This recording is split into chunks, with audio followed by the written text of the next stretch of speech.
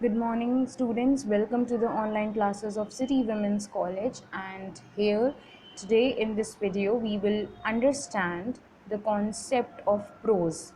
ठीक है, lesson planning for pros जो आपका यूनिट 2 का टॉपिक है लैंग्वेज में, उसको हम आज समझेंगे. नाउ प्रोज या फिर हम गद्य की अगर हम बात करें तो पहले हमें उसका मीनिंग समझना है बिफोर वी अंडरस्टैंड कि आखिर लेसन प्लानिंग प्रोज की कैसे होती है. वी नीड टू अंडरस्टैंड कि आखिर प्रोज क्या होता है. ठीक है, तो आप अपनी स्क्रीन पे देख सकते हो, मीनिंग दे रखी है. Prose is basically the verbal or written language that follows the natural flow of speech. गद्य या प्रोज जिसको हम कह रहे हैं वो लिखित या फिर मौखिक भाषा का एक फॉर्म है, एक टाइप है, जहाँ पर हम जैसे बोलते हैं, जो हमारी स्पीच है, ठीक है, उसको उसी का हम यूज़ करते हैं. जैसे इस समय मैं आपसे बोल रही हूँ तो ये भी एक प्रोज का ही फॉर्म है.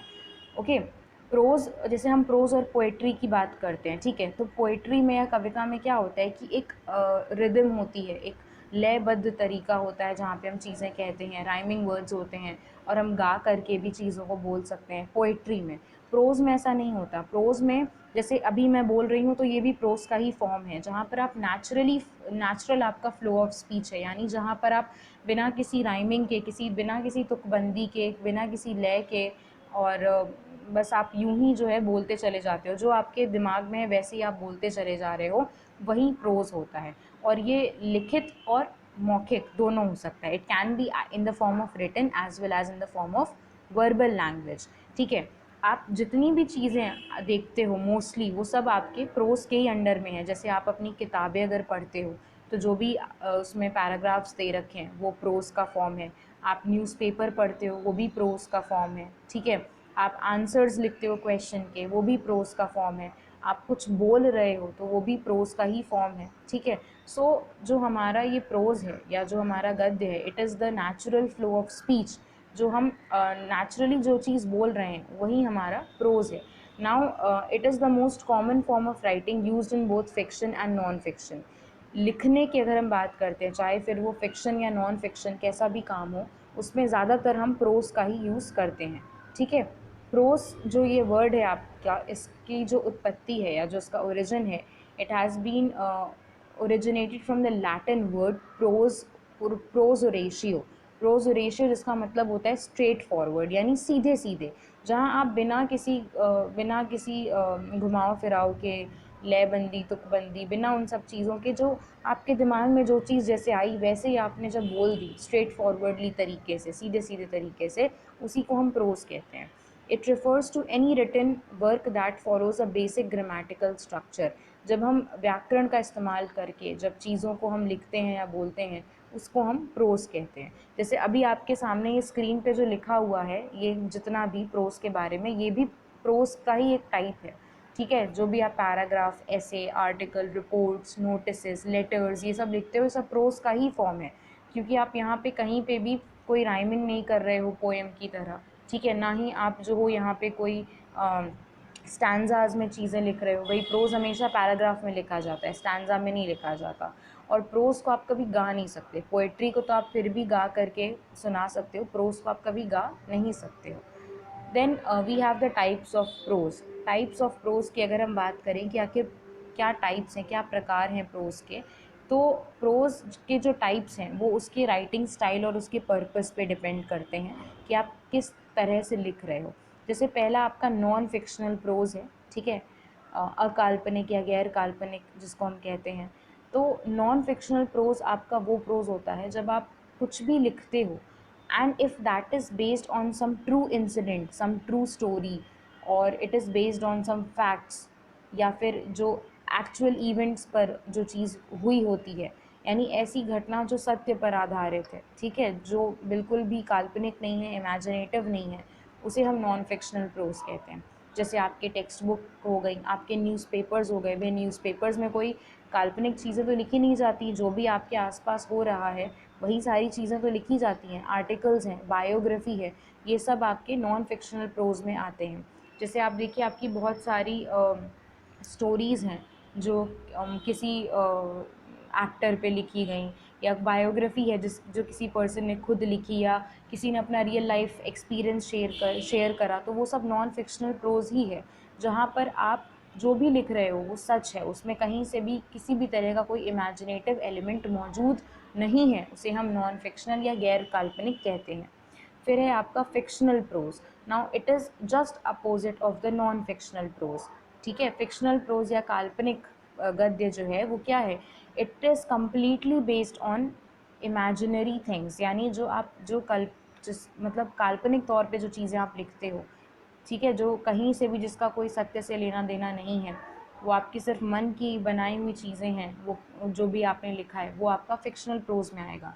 जैसे आप फेयरी टेल्स की स्टोरीज़ जैसे बच्चों की होती हैं, परियों की कहानी हो गई, ठीक है, या एनिमल्स की स्टोरी हो गई जहाँ पे एनिमल्स बोल रहे हैं एक दूसरे से, ठीक है, तो वो सब क्या है, या सुपर हीरोज़ की स्टोरीज़ हो गई, ये क्या है, ये सब फिक्शनल प्रोज हैं, ये इमेजिनेटिव कैरेक्टर्स हैं, इमेजिनेटिव चीज़ें हैं जो हो रही हैं, इनका रियलिटी से कोई लेना देना नहीं है, ठीक है।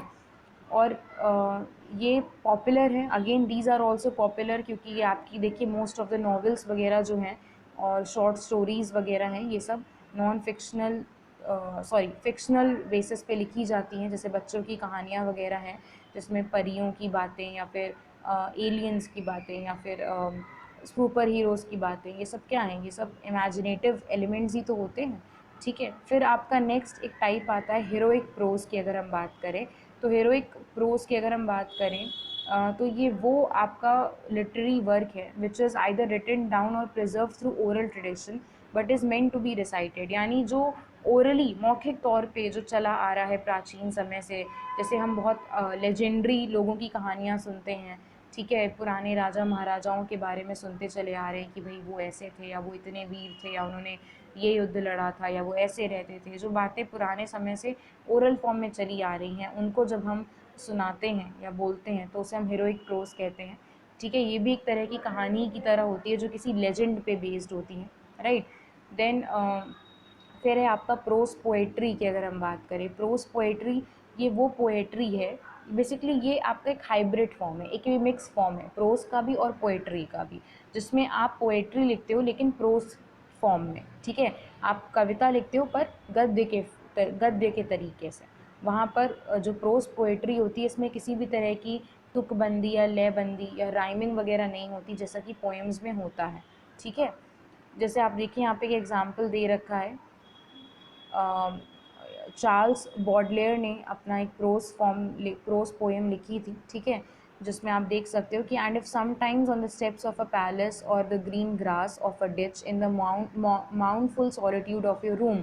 अब यहाँ पे कोई भी राइमिंग वर्ड नहीं है, कुछ नहीं है, सिंपली बस लिखते चले जा रहे हैं, लिखते चले जा रहे हैं, है ये पोएट्री बट लिखी प्रोज फॉर्म में गई है, इसी को हम प्रोज पोएट्री कहते हैं, ठीक है। अब हम बात करते हैं टीचिंग ऑफ प्रोज की। जब हम प्रोज पढ़ाते हैं तो हमें मतलब कैसे पढ़ाना है या क्या चीज़ों का हम ध्यान रखते हैं। तो जैसे आप यहाँ पे देखिए, आपके पास यहाँ पे 2 एम्स दे रखे हैं आपकी स्क्रीन पर। पहला एम है लिटरेरी एम, साहित्यिक उद्देश्य जो है आपका, और दूसरा सब्जेक्ट मैटर एम जो है आपका। अब ये 2 एम्स क्या हैं इसको हम समझते हैं। जैसे अकॉर्डिंग टू कॉलरेज, जिन्होंने प्रोज के बारे में कुछ कहा है कि prose is words in their best order, there is a need of pre plan lesson plan for teaching prose. Prose को पढ़ाने के लिए आपको प्रॉपर एक लेसन प्लानिंग करनी पड़ेगी पहले से। लेसन प्लानिंग का जो कॉन्सेप्ट है वो आप जानते होंगे, आपने लेसन प्लान्स बनाए भी हैं। तो लेसन प्लान्स क्या होता है कि जो भी आप पढ़ाने जा रहे हो, जो भी टॉपिक आप पढ़ाने जा रहे हो, उसके लिए आप पहले से प्लानिंग करते हो कि आप क्या टीचिंग एड्स यूज़ करोगे, क्या क्वेश्चंस पूछोगे, क्या होमवर्क दोगे, किस मेथड से उसे पढ़ाओगे, या उस चैप्टर को पढ़ाने के क्या ऑब्जेक्टिव्स हैं। All these things are planned in advance, उन चीज़ों को प्लान किया जाता है, ठीक है। तो कॉलरिज के अकॉर्डिंग प्रोज पढ़ाने के लिए सबसे पहले बहुत ज़रूरी है कि प्री प्लानिंग करी जाए, ठीक है। और बहुत सारे व्यूज़ दिए गए हैं लेसन प्लान्स को ध्यान में रखते हुए। नाउ जब अब यहाँ पे प्रोज को पढ़ाने का जनरल एम्स जो हैं, ठीक है, जो आपके कुछ कॉमन एम्स हैं उनको हम देख लेते हैं कि आखिर क्या उद्देश्य हैं। To enable the pupil, pupil का मतलब यहाँ स्टूडेंट्स है, to enable the pupil to read English passage loudly with correct pronunciation, proper articulation of voice and with desirable stress. Now जो प्रोज है वो आपका हिंदी में भी हो सकता है, इंग्लिश में भी हो सकता है, ठीक है। तो यहाँ पर इंग्लिश पैसेज जो है वो एज एन एग्जाम्पल की तरह यूज़ करा गया है कि जनरल एम जो है वो ये होगा प्रोज पढ़ाने का, गद्य पढ़ाने का, कि जो भी पैसेज आपको दे रखा है, फिर चाहे वो इंग्लिश में हो या हिंदी में हो, बच्चा उसे पढ़ सके, करेक्ट प्रोनाउंस कर सके चीज़ों को, वर्ड्स को करेक्ट उनका प्रोनाउंसिएशन कर सके, बोल सके, आवाज़ का उसका जो लेवल है वो कैसा होना चाहिए, कहाँ पे कितना स्ट्रेस लेना है बोलते टाइम, कहाँ रुकना है, ठीक है, कहाँ पे धीमे बोलना है, तेज़ बोलना है, वो सारी चीज़ें बच्चा सीख सके, ठीक है। Enrich the active and passive vocabulary of the students, बच्चों की जो वोकैबुलरी है यानी जो शब्द ज्ञान है उसको जो है इन्हांस किया जा सके।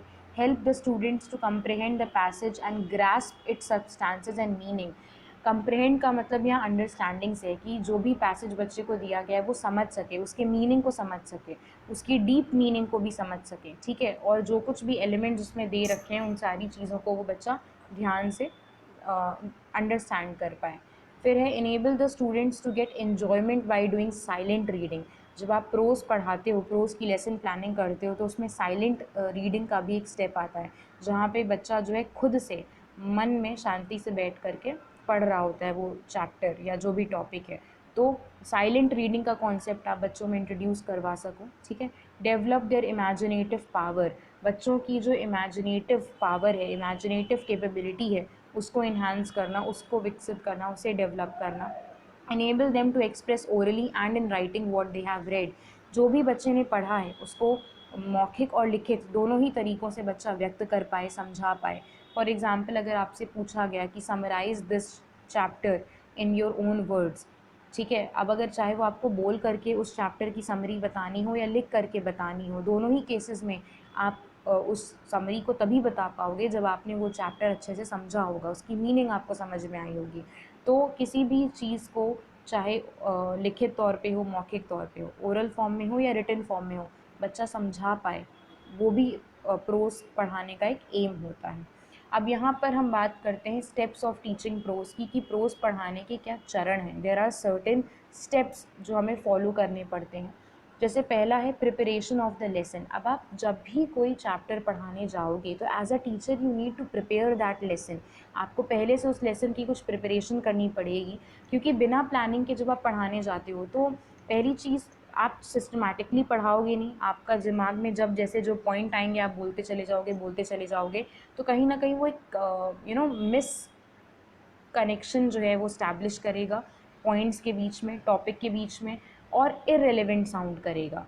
प्लस कहीं ना कहीं as a teacher you will be feeling under confident, और उतने बेहतर तरीके से आप वो चीज़, वो टॉपिक क्लियर नहीं कर पाओगे। लेकिन जब आप प्लानिंग करते हो किसी भी चैप्टर की, उसको पहले से प्रिपेयर करके जाते हो, तो आपको पता होता है कि बच्चा जब इस चैप्टर को पढ़ेगा तो क्या चीज़ें सीखेगा, क्या ऑब्जेक्टिव्स फुलफ़िल हो सकेंगे इस चैप्टर को पढ़ाने के, क्या चीज़ें, क्या क्वेश्चंस आप पुट कर पाओगे, कहाँ पे पुट कर पाओगे, ठीक है, कौन से वर्ड हैं जिनका मीनिंग बच्चों को बताना ज़रूरी होगा, या कौन से न्यू वर्ड्स हैं, या क्या थीम है, क्या मैसेज है, क्या सीखेगा बच्चा, या क्या होमवर्क हमें देना है। All these things can be decided अगर आपने पहले से उस चैप्टर के लिए प्रिपरेशन कर रखी है, ठीक है। Now, in order to motivate the students to learn the lesson, the teacher needs to do some preparation of these lesson. अब बच्चों को मोटिवेट करने के लिए या उस चैप्टर को अच्छे से पढ़ाने के लिए टीचर को कुछ प्रिपरेशन करनी पड़ती है। उस प्रिपरेशन अब वो किस किस तरीके से करनी है, आइए हम देखते हैं। पहला है audio visual ads. Audio visual ads जिनको आपने पिछले वीडियो में पढ़ा भी था, ठीक है। Audio visual aids are basically the tools which help the teacher in order to carry out the teaching learning process effectively. पढ़ाने के लिए जो हम अलग अलग मतलब ये आपकी शिक्षण सहायक सामग्रियों का इस्तेमाल करते हैं, जो टीचिंग एड्स का इस्तेमाल करते हैं ताकि अच्छे से आप किसी टॉपिक को पढ़ा सको, टीचिंग लर्निंग प्रोसेस इफ़ेक्टिव हो सके, उन्हीं जब वो जो चीज़ें हम यूज़ करते हैं उन्हीं को हम ऑडियो विजुअल एड्स कहते हैं या टीचिंग एड्स कहते हैं। ऑडियो विजुअल एड्स तो टीचिंग एड्स का एक टाइप हो गया। तो प्रिपरेशन ऑफ द लेसन, जब हम किसी लेसन की प्रिपरेशन कर रहे हैं तो हम ऑडियो विजुअल एड्स का मतलब हमें ये देखना है कि हम क्या टीचिंग एड्स, क्या शिक्षण सहायक सामग्री यूज़ कर सकते हैं। भाई मान लीजिए अगर आप बायोलॉजी का कोई चैप्टर पढ़ा रहे हो, ठीक है, तो अगर आप मतलब कुछ पढ़ा रहे हो तो आप एज अ साइंस टीचर आपको ये देखना है कि आप उस चैप्टर के लिए क्या टीचिंग एड यूज़ कर सकते हो ताकि बच्चे को बेहतर तरीके से समझ में आए, ठीक है। The teacher should use various material aids to make the lessons interesting and enable students to understand the lesson with ease. जितना हो सके आपको ऑडियो विजुअल या फिर टीचिंग एड्स का यूज़ करना चाहिए, ताकि बच्चों को आसानी से वो कॉन्सेप्ट समझ में आए और इंटरेस्टिंग तरीके से बच्चे समझ सकें। क्योंकि जब आप टीचिंग एड्स का यूज़ करते हो तो बच्चे मन लगा करके पढ़ पाते हैं, उनका मन लगा रहता है, ठीक है। तो पहली प्रिपरेशन तो आपकी टीचिंग एड्स को लेकर के हो गई। सेकेंड है प्रीवियस नॉलेज। अब आप जब भी बच्चे को कुछ पढ़ाते हो तो you need to check the previous knowledge of the student. आपको बच्चे का जो पिछली जो उसकी नॉलेज है वो हमें देखनी है, ठीक है। जैसे आप कोई भी नया टॉपिक पढ़ाने जा रहे हो तो आप पहले ये तो पता करोगे ना कि बच्चे को उस टॉपिक के बारे में क्या पता है, उसको कोई नॉलेज है या नहीं है। अगर है तो उसकी पुरानी नॉलेज पर ही आप नई नॉलेज को बिल्ड करोगे, एक कनेक्शन स्टैब्लिश करोगे in what the child knows and in what you are going to tell them. जो बच्चा पहले से जानता है उस नॉलेज में और जो आप उसे बताने वाले उसके बीच में एक आपको कनेक्शन स्टैब्लिश करना है। और प्रीवियस नॉलेज चेक करने में ये पता चल जाता है कि बच्चे को किस लेवल तक उस टॉपिक के बारे में नॉलेज है, राइट। फॉर एग्ज़ाम्पल अगर इंग्लिश में मैं नाउन का टॉपिक पढ़ा रही हूँ और क्लास 4th में बच्चे ने नाउन का मीनिंग पढ़ा है, तो जब मैं क्लास 5th में अगर बच्चे को पढ़ाऊँगी तो मैं पहले ये देखूँगी ना, अगर मुझे टाइप्स पढ़ाने हैं तो पहले तो मैं ये चेक करूँगी ना कि बच्चे को नाउन का मतलब पता है या नहीं। अगर पता है तो I can start directly with the types of noun. मैं जो आपकी संज्ञा के प्रकार हैं उनसे मैं शुरू कर सकती हूँ। पर अगर बच्चे को यही नहीं पता है कि नाउन है क्या, संज्ञा क्या है, तो टाइप्स पढ़ाने का क्या फ़ायदा होगा। आप उसको टाइप्स पढ़ा भी दोगे तो उसे क्या समझ में आएगा जब उसे यही नहीं पता कि नाउन क्या है। और ये कैसे पता चल पाएगा, when you will question them. Previous knowledge check करने के लिए हम बच्चे से हमेशा इंट्रोडक्टरी क्वेश्चन पूछते हैं। इंट्रोडक्टरी क्वेश्चन क्या करते हैं, ये वो क्वेश्चंस होते हैं जो उस चैप्टर जो आप पढ़ाने जा रहे हो उस चैप्टर को तो इंट्रोड्यूस करते ही करते हैं, बल्कि ये भी क्लियर करते हैं कि बच्चे को कितना पता है उस टॉपिक के बारे में, ठीक है। तो जैसे यहाँ लिखा भी हुआ है कि new knowledge should be imparted in the light of the previous knowledge experience in learning. जो भी आप नई शिक्षा या नया ज्ञान बच्चे को देने जा रहे हो किसी भी टॉपिक पे, वो हमेशा बच्चे की प्रीवियस नॉलेज को चेक करके ही दिया जाना चाहिए। A relation should be establish between the previous knowledge and the new knowledge of the child, ठीक है। The teacher should be fully acquainted with the knowledge the students already possess regarding the lesson। एक teacher को पता होना चाहिए कि उस topic के बारे में जो वो पढ़ाने जा रहा है उसके बारे में बच्चे पहले से कितना जानते हैं, ठीक है। नाउ इंट्रोडक्शन की अगर हम बात करें तो इंट्रोडक्शन के लिए जो हमने अभी इंट्रोडक्टरी क्वेश्चंस की बात करी कि कुछ इंट्रोडक्टरी क्वेश्चंस पूछे जाते हैं बच्चे की प्रीवियस नॉलेज चेक करने के लिए। और वो क्वेश्चन जो हैं हम क्रॉस क्वेश्चनिंग फॉर्म में पूछते हैं और उनका एम यही होता है to check whether student know about that topic or not, and if they know then to which extent they know. अगर बच्चा उस टॉपिक के बारे में जानता है तो किस हद तक या किस लेवल तक बच्चे को पता है। तो हम उससे कुछ क्वेश्चंस पूछते हैं और क्वेश्चंस पूछते पूछते ही हम उस चैप्टर के बारे में भी इंट्रोड्यूस करते हैं बच्चे को। फिर statement of aim. Statement of aim का मतलब क्या हो गया, जहाँ पर टीचर बच्चों को ये बताता है कि हम आज कौन सा टॉपिक या कौन सा चैप्टर पढ़ने जा रहे हैं, जिससे बच्चे भी प्रिपेयर हो जाते हैं, उन्हें भी पता चल जाता है कि अच्छा आज हम ये पढ़ने वाले हैं। फॉर एग्ज़ाम्पल जैसे हम जब भी कुछ क्लास में टॉपिक शुरू करते हैं तो हम बताते हैं ना बच्चों को कि students today we are going to study about this and this. For example जैसे अभी वीडियोज़ की हम बात करें तो before I start the topic I always tell you that today in this video we will be studding about या we are going to study about prose या the meaning of language or anything, topic का नाम बताते हैं। तो वही statement of M है जहाँ पर आप बच्चे को ये बताओगे कि आखिर आज हम क्या पढ़ने जा रहे हैं। तो इसमें क्या होता है कि बच्चे को समझ में आ जाता है, क्लियर हो जाता है और वो प्रिपेयर हो जाता है कि अच्छा आज हम इस टॉपिक के बारे में पढ़ने वाले हैं, ठीक है। फिर है आपका प्रेजेंटेशन। ये आपका सेकंड पॉइंट है। अभी तक पिछला जो हम पढ़ रहे थे मतलब प्रिपरेशन थी वो कि क्या तैयारी करनी होती है, ठीक है। अब हम प्रेजेंटेशन की अगर अब आपको कैसे प्रेजेंट करना है वो चैप्टर, ठीक है। तो प्रेजेंटेशन एक बहुत ही इंपॉर्टेंट पार्ट है लेसन प्लानिंग का, क्योंकि अब यहाँ पर आपके सारे क्वेश्चंस, आपके सारे एक्शंस, एक्सप्लेनेशंस, डेमोन्स्ट्रेशन, सारे एग्जांपल्स जो आपने सोच रखे हैं चैप्टर को पढ़ाने के लिए जो आप यूज़ करोगे वो सब प्रेजेंट करने का टाइम यहाँ पर आ गया, ठीक है। नाउ अब अपने चैप्टर को प्रेजेंट करने के लिए हम कुछ स्टेप्स यहाँ पे भी हैं। जैसे फॉर एग्जांपल पहला आपका स्टेप है model reading by the teacher. यहाँ पर टीचर क्या करता है, वो उस चैप्टर को, उस टॉपिक को रीड आउट करता है स्टूडेंट्स के लिए, ठीक है। नाउ यहाँ पे क्या है कि the teachers reading aloud should bring out the feeling and meaning behind the written word. जब टीचर रीड आउट करता है चैप्टर को तो वो साथ साथ में नए नए वर्ड्स की मीनिंग बताता चलता है। प्लस मैंने जैसे हमेशा जब आप पढ़ाते हो तो आप जब भी कोई चीज़ पढ़ा रहे हो तो अगर आप एज अ टीचर पहले बच्चों को करके बताओगे तो उन्हें समझ में आएगा कि उन्हें कैसे रीड करना है, कहाँ पे कितना पॉज लेना है, कितना ब्रेक लेना है, और उन्हें काफ़ी हद तक मीनिंग क्लियर हो जाती है जब टीचर इनिशिएट करता है। तो model reading by the teacher में टीचर जो है उस टॉपिक को या उस चैप्टर को पढ़ करके दिखाता है या बताता है। प्रोनाउंसिएशन ड्रिल का मतलब हो गया, प्रोनाउंसिएशन ड्रिल जो आपका नेक्स्ट स्टेप है, pronunciation of words and spellings of new and difficult words. जितने भी डिफ़िकल्ट वर्ड हैं, कठिन शब्द हैं या न्यू वर्ड्स हैं, जो नए शब्दार्थ हैं, उनका मतलब बताना बच्चों को, उन्हें कैसे प्रोनाउंस करना है और बार बार उसकी प्रैक्टिस कराना। ड्रिलिंग मतलब बार बार रिपीट करवाना, उन बच्चों को जो है बार बार वो वर्ड्स प्रोनाउंस करवाना, ठीक है, या उसका मतलब समझाना। That is what is pronunciation drill about. क्योंकि जितना ज़्यादा वो प्रैक्टिस करेंगे उतना ज़्यादा बच्चों को याद रहेगा और वो सीखेंगे और समझेंगे।